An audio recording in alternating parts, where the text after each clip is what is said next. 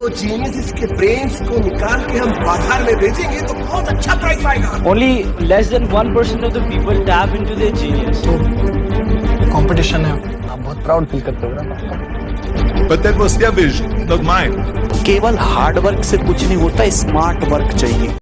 मैं सत्यम और आज इस वीडियो में हम बात करने वाले हैं कि हमें क्लास 9 में हार्ड वर्क करना है या स्मार्ट वर्क। देखो यार, यदि अभी तुम क्लास 9 में आए हो और तुम्हारा सपना है कि क्लास 9 में हम 98, 99, 95% स्कोर करें, तो मेरी मानना कि हार्ड वर्क कभी भी मत अपनाना।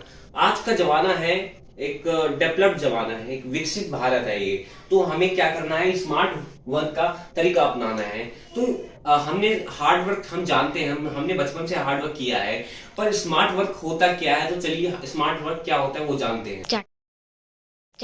तो अब हम जानने वाले हैं कि स्मार्ट वर्क का मतलब क्या है। तो स्मार्ट वर्क होता क्या है? Work hard but in right direction. Right direction मतलब क्या? हमें रॉन्ग वे नहीं अपनाना है। या जैसे कि हमें साइंस का चैप्टर 1 पढ़ना है और उसको कल हमारा पेपर है तो हम रटे जा रहे हैं। चीजों को हमें रटना नहीं है, हमें याद करने हैं। हमें जो कोई भी चीज हमारे ब्रेन में बिठानी है तो कैसे बिठानी है वो जानना एक स्मार्ट वर्क होता है। ठीक है, तो अब हम क्या रूल है स्मार्ट वर्क के वो जानते हैं। हम हार्ड वर्क के तो रूल जानते हैं कि हमें चीजों को रटना है, बहुत मेहनत करनी है, 10-10 घंटे पढ़ने हैं। पर स्मार्ट वर्क के रूल क्या कहते हैं, चलिए वो जानते हैं। अब हम जानते हैं कि रूल्स ऑफ स्मार्ट वर्क क्या है। हमने स्मार्ट वर्क क्या होते हैं वो जाना। ठीक है, अब हम जानते हैं कि स्मार्ट वर्क के रूल क्या कहते हैं। तो स्मार्ट वर्क का पहला रूल ये है कि हमें मिनिमम रिसोर्सेज रखना है। मतलब क्या? कम से कम चीजें का इस्तेमाल करना है। ये नहीं कि हम बहुत सारे बुकों का इकट्ठा कर लिया, मोटिवेशन में आके हमने बहुत सारी बुकें खरीद ली। हमें क्या करना है, एक एनसीईआरटी रखनी है और एक रेफरेंस बुक रखना है। रेफरेंस बुक में क्या, लखमीर सिंह की बुक, ठीक है, साइंस की लखमीर सिंह की बुक और मैथ्स में आर डी शर्मा।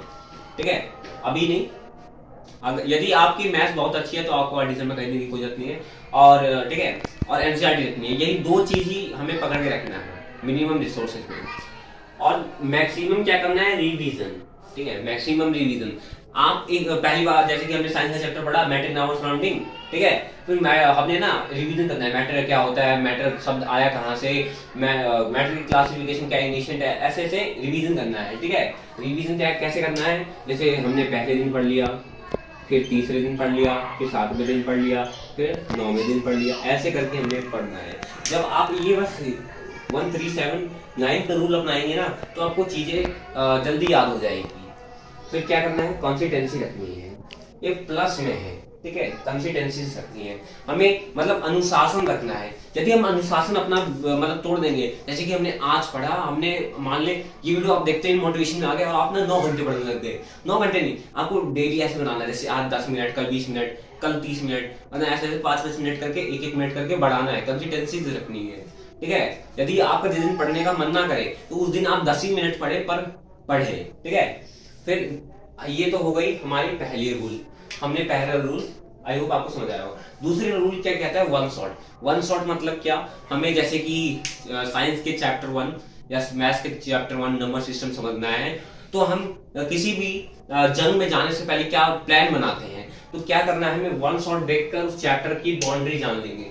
ठीक है, जब बाउंड्री जान लेंगे तो उसके चैप्टर में क्या है वो एनसीईआरटी रीडिंग से पता चल जाएगी। यदि आपने मतलब डायरेक्ट ही आप जैसे क्लास 9 में गए और मोटिवेशन में आके एनसीईआरटी पकड़ी और जैसे पढ़ा matter is made up of small particle, matter ये क्या है समझ नहीं आएगा।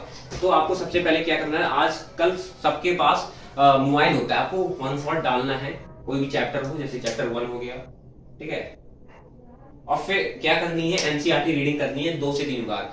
जब यदि आपने ये 2 स्टेप्स को फॉलो कर लिया तो आपको ये नहीं है कि आपको रोजाना पढ़ना पड़ेगा एक ही चैप्टर को। आपको बस यही 2 रूल अपना के आप 1 महीने भी पढ़ते हैं तो आप पेपर में अच्छे स्कोर कर सकते हैं।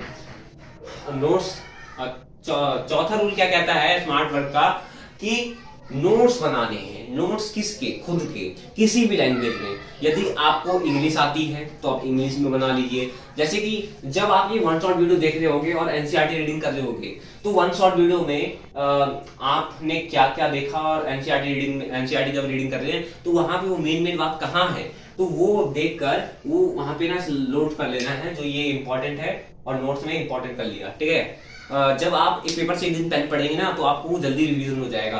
आपको ये नहीं एक रात पहले यार प्रशांत भैया की वीडियो देख लेता हूँ, सौभिक निर्वाण की वीडियो देख लेता हूँ, दिगराज सर की वीडियो देख लेता हूँ, नेक्स्ट टॉपर की बैच ले लेता हूँ, पीडब्ल्यू की बैच लेता हूँ। नहीं, जब आप ऐसे करेंगे तो एक रात पहले ही आप पढ़ के फोड़ देंगे। जब आप बोलते हैं ना मैं फोड़ दूंगा, तो अंदर से एक फीलिंग आती है, ये नहीं ऐसे अब आप बोलेंगे मैं स्कोर कर दूंगा, तो फीलिंग नहीं आती। जब आप बोलते हैं फोड़ दूंगा पेपर में, तो आपको एक फीलिंग आती है। ये मेरा रूल है कि ब्रेकिंग सिस्टम। अब ब्रेकिंग सिस्टम क्या? सिस्टम को ब्रेक कर दो, सिस्टम को तोड़ दो, नहीं। क्या करना है? सिस्टम मतलब क्या? आपका गोल। आपका गोल क्या है? जैसे कि आपका गोल है 100% स्कोर करना, ठीक है। मेरे मानो कि हमेशा 100% रखना अपना गोल, कि मैं ना पेपर में इस बार 100% स्कोर करूंगा, है। आपका जैसे कि गोल है 100%। अब 100% को स्कोर कैसे किया जाए? ये आपका हो गया एक साल का टारगेट। अब आप इसको मंथली में ब्रेक कर दो,